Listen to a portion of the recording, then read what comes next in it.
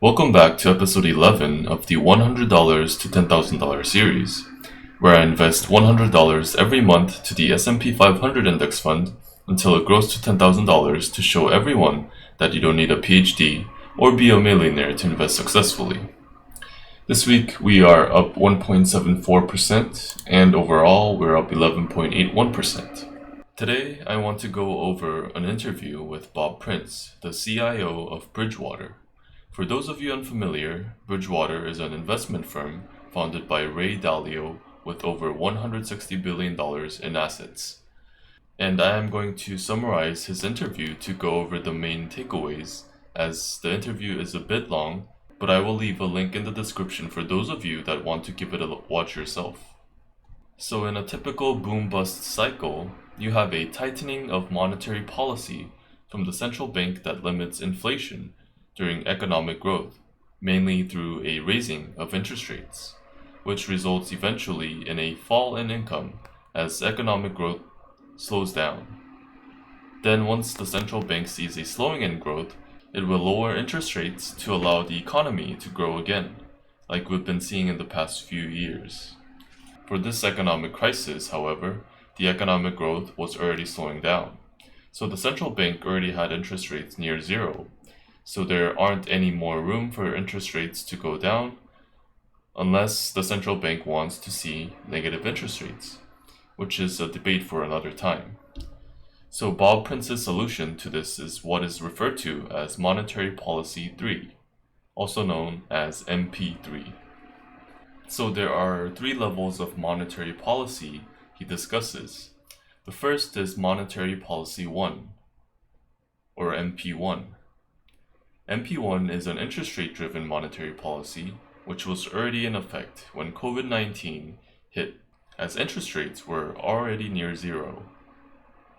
Monetary Policy 2 is the quantitative easing driven policy where the central bank purchases long-term securities in the market to increase money supply. But Prince mentions that when risk premiums are lower, meaning the potential return considering the risk is low, there is a lot less potential for that kind of policy to work. MP3 is where we are, which is a coordination of fiscal policy and monetary policy. Fiscal policy here is where money is directly injected to consumers through things we've seen recently, like the $1,200 stimulus check that people that made under a certain amount of income got. And that is synergized with monetary policy where the Fed continues to print money to buy bonds and hold interest rates down as interest rates tend to go up when more money is in people's pockets. So Bob Prince thinks that MP3 has been sufficient so far in filling the hole in incomes. But the problem that he poses is that this pandemic will not go away in just a few months, and it will take time for everything to go back to normal. And simply looking at the unemployment rate, even if we are able to lower the unemployment rate to 10%, that's a level that was seen at the worst periods of the 2008 financial crisis. And so the average income levels will be depressed for an extended period of time. His estimate for this depressed level of incomes was 18 to 24 months. And this is going to mean lower levels of consumer spending, which translates to lower profits for companies. The MP3, which was in full force in April, will help to keep companies afloat for the next 3 to 4 months, but then there will need to be an additional support from the government, which we've seen Fed Chair Jerome Powell promise to do, but other governments may not be in as good a position in terms of government support because the United States has the world's reserve currency, and it can continue to print the dollar to pay off the bills and give to the people.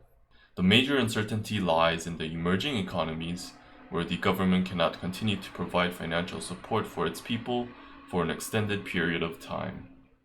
So given these conditions, Prince is asked what his firm, Bridgewater, is looking for in holding at this time. And he gives three things to look at: reflation, storehold of wealth, and differentiation.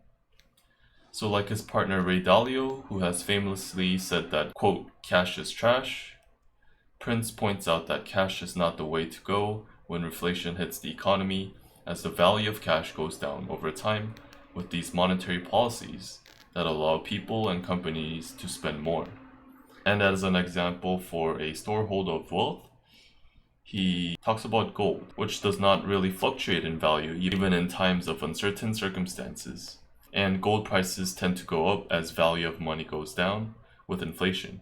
He also says that companies that provide essential products like food, water, and medicine, they are also a type of storehold of wealth because the demand for their products will always exist. And lastly, Prince talks about the new economy, where the normal boom and bust cycle that we've been seeing is now replaced with the system where the government is now in the center of the distribution of capital. In a normal capitalist system, those with capital decide what to do with their money, and those that need it try to offer products or services to earn these capital in a continuous cycle. But now, the government is in the center and they decide where the capital goes. And Prince calls this state capitalism, where the core idea of capitalism still exists, but the flow of some of the available capital is directed by the government. Looking at a recent example, at the start of the pandemic, the government provided billions of dollars in loans to airlines. And the main purpose of this was because if these airlines went down, they would cost hundreds of thousands of jobs being lost, which would have a ripple effect on the economy as a whole. In a normal capitalist system, the government would not provide such support, but now the government sees that some companies are, quote, too big to fail. So they provide support to prevent these large corporations or banks from failing by interfering. So as an investor, you have to keep track of where the money is moving from and where it is moving to. Moving on to the news items of the week, airlines recovery may be uncertain, with United Airlines releasing a slowdown of industry recovery. For most of April, less than 100,000 passengers passed through the TSA checkpoints, which is down over 90% the same time period 1 year before. Air travel increased in the past 3 months, but with new daily cases hitting over 60,000 in recent days, airline bookings have fallen significantly at the end of June, with bookings down 69% from the year before. And if the number of cases continues to rise, this may hinder the recovery of the airline sector. The CARES Act grants have helped to cover the payrolls for most large airlines, but these funds will run out around September, unless another round of funding comes. On Monday, Uber announced that it finally reached a deal to buy Postmates for $2.6 billion.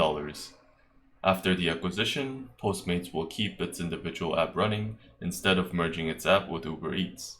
This deal reduces the total number of the food delivery market competitors down to 3 companies: DoorDash, Grubhub, and Uber Eats. While food delivery sales have grown by at least 13% in the last 5 years, with Uber Eats' sales rising almost 90% in April, only Grubhub has reported a profit so far among the larger companies. And the market shares of these companies vary every year, which shows how difficult it is to keep loyal customers while making a profit. Shares of Gilead, the maker of the antiviral medication Remdesivir, rose a few percentage points as the company reported that its drug reduced the risk of death by 62% when compared to patients that were treated in a standard of care. But in a phase 3 study run earlier this year with just a little over 1,000 patients, the drug was not able to produce a statistically significant benefit when compared to a placebo group, with mortality rates only being 4% lower. The FDA has approved the use of Remdesivir despite a lack of convincing data of the drug's effectiveness in reducing mortality rates in patients.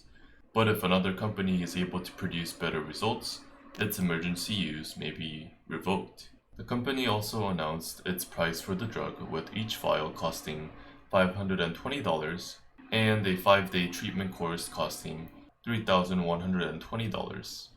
And the company has reportedly spent over $1 billion to make the drug, which would mean they would need to sell over 300,000 series of their 5-day treatment to make their money back. And considering the uncertainty in the drug's effectiveness, as well as many potential antidotes being in the works, I would skip out on investing in Gilead at the moment. That's gonna do it for this week. Please let me know with your thoughts on the topics covered today down below and subscribe with the notification bell icon turned on.